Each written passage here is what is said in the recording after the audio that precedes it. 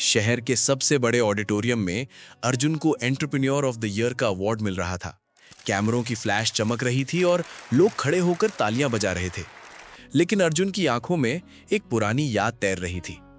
अगली ही सुबह उसने अपनी महंगी गाड़ी एक छोटे से गांव की तरफ मोड़ दी। धूल भरी सड़कों से होते हुए अर्जुन एक पुराने से मकान के सामने रुका।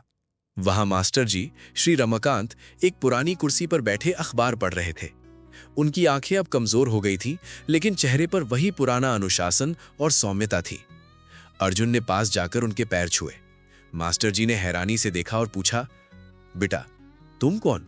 इतनी बड़ी गाड़ी में मेरे जैसे मामूली शिक्षक के पास कैसे आना हुआ? अर्जुन की आंखों में आंसू आ गए।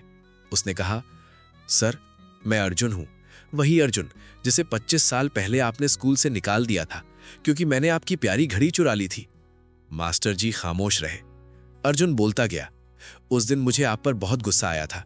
मुझे लगा था कि आपने सबके सामने मेरी बेइज्जती की, लेकिन जब मैं बड़ा हुआ तो मुझे एहसास हुआ कि उस दिन आपने मुझे सिर्फ एक चोर बनने से रोका था।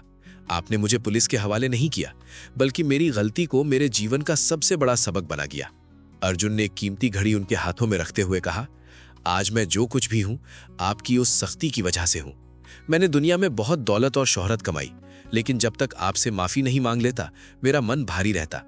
क्या आप अपने इस पुराने शिष्य को माफ करेंगे? मास्टर जी मुस्कुराए और अर्जुन के कंधे पर हाथ रखा। उन्होंने धीमी आवाज में कहा, अर्जुन मुझे याद है कि उस दिन घड़ी चोरी हुई थी, लेकिन मुझे ये कभी नहीं पता चला कि वो घड़ी तुमने चुराई थी।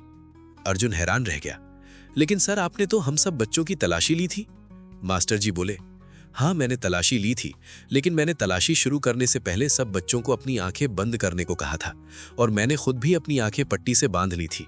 मैं नहीं चाहता था कि मैं ये जानूं कि मेरा कौन सा शिष्य राह भटक गया है।